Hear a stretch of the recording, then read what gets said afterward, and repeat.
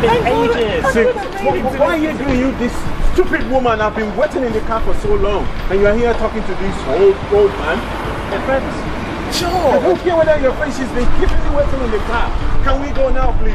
This is an old friend I've not seen for so long. Please, can you meet me in the car now? Thank you very much. You know what? I'll Bye. I'm so sorry. Alright. Okay. Jude, why are you behaving like this? Just get in the car now.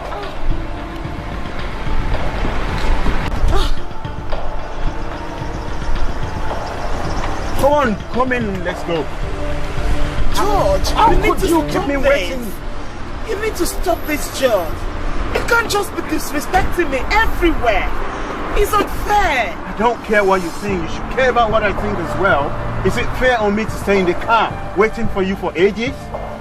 Well, that's an old friend that I've not seen in ages. Can we just start going, please? Can we just start going? Come on. I'm tired of this. I'm tired of this, George. No, I'm really tired of you having to wait for you for ages as well. Can we stop this?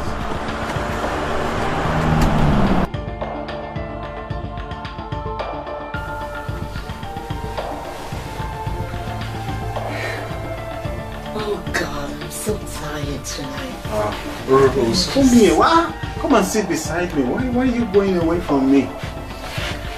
Come closer now, my dear. Come closer. I'm okay like this, George. I like that look anyway. You know what? We're going to Jerusalem tonight. Wow. Can't wait. You going where? Yeah, we have to. I can't really wait. To have a nice time. Everywhere's quiet, the kids are in bed, and I'm feeling it. Are you thinking of what I'm thinking? What do you mean? You want to have sex with me? You're my wife. We're gonna make love. Strange. So you remember now that I am your wife. Oh, God. But when we were outside there, you didn't remember, you've forgotten. Oh, Rose, don't go back to that again. That happened hours ago.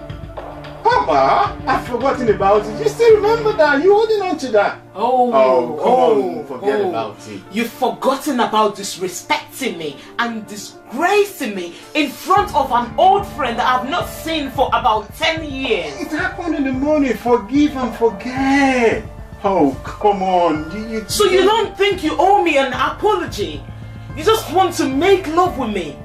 And you think I should just release my body? And you think, even if I release my body, will you come on me? Oh my dear, come on, this happened in the morning. You're a Christian. Forgive and forget and let's move on. So, you're trying to use that as an excuse now? I'm sorry, you don't get it, George. You don't get it. And it has got to stop. I can't continue like this anymore. I can't. Wait, Rose! I can't. Rose! You can't be disrespecting me and be thinking you can have sex with me. What's this woman up to? Something happened in the morning? Hours ago, and this time that we have to come together as husband and wife, and she's using that as an excuse? Or is she now trying to use sex to, bend me to do whatever I don't want to do? Using it as a weapon against me so that she can always have her way? How did I disrespect my wife in this instance? Have I overreacted? Yes. The Bible said we should submit to our husband. It said we should respect them. But the way George spoke to me outside, was that fair?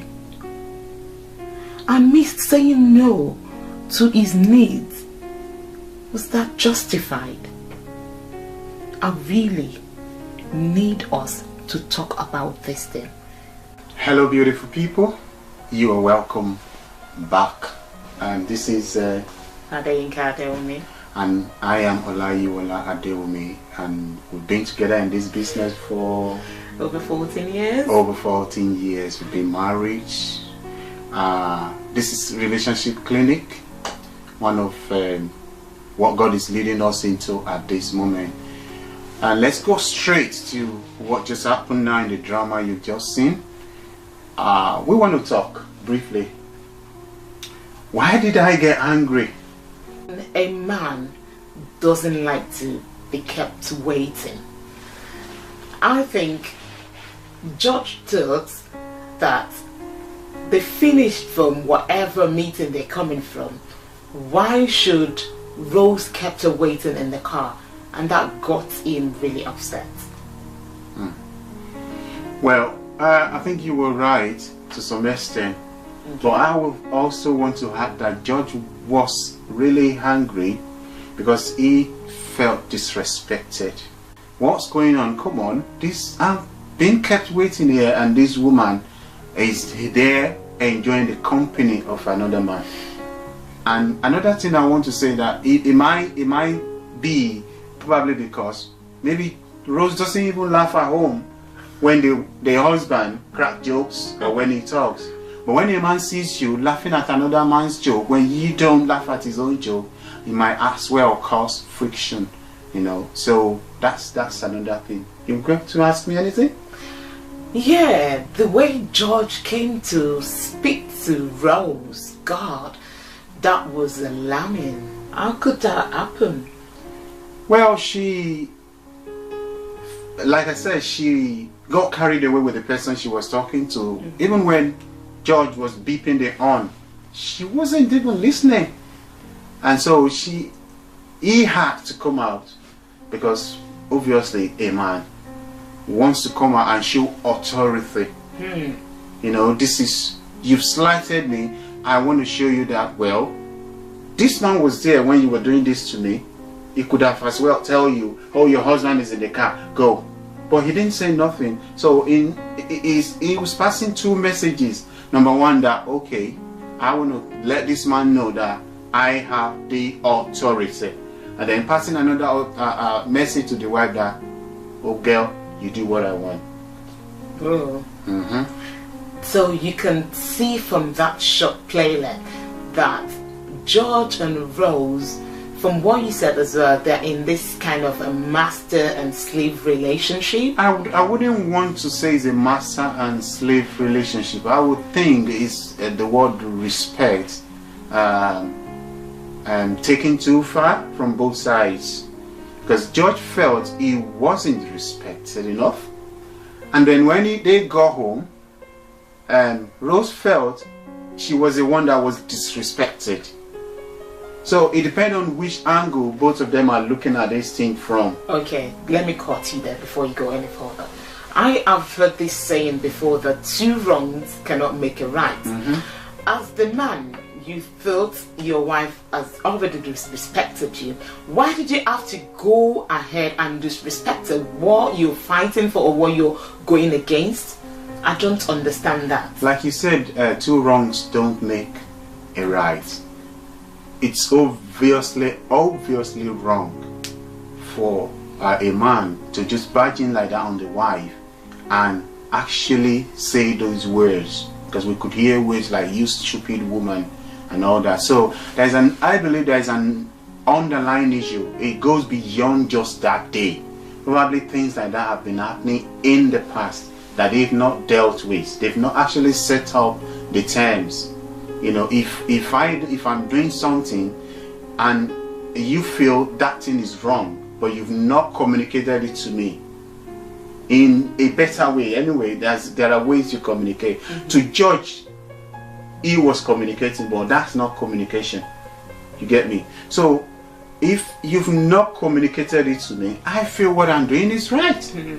And if there's anything you are doing wrong and I've not communicated to you, I feel you feel what you are doing is right.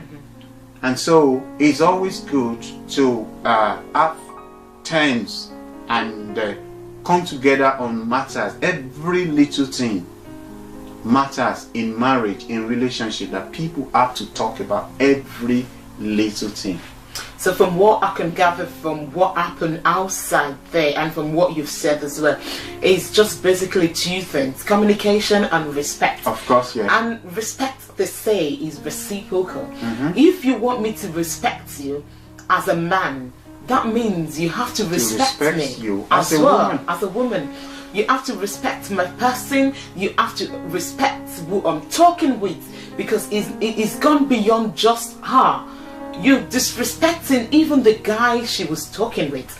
George was disrespecting two people there. So I thought that wasn't handled very well, and it could have been handled in a better way if they communicated, if they sat down together, probably at home, and say, okay, what you've done there was wrong. Now, getting back home again, George just behaved as if nothing happened, and he just wanted to carry on with business as usual. He wanted to have sex with her. How right is that? Maybe it's easier for men to forget things easily because they look straight to the next need. What's next? What's next to be done? Probably the woman was still emotionally, women kind of roll things over and over and over, but a man, I think, acts on what's next. What's next? What is next? What is next? And so it happened that way because what is next to to her, I mean to him at that time, was that actually going to Jerusalem. Wow. That's the need of the moment. You understand it?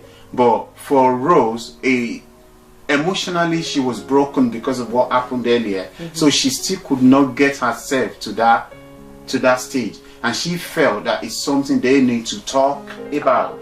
But probably because George wasn't really thinking about that. It has happened in the morning, and that is it. It has gone in the morning.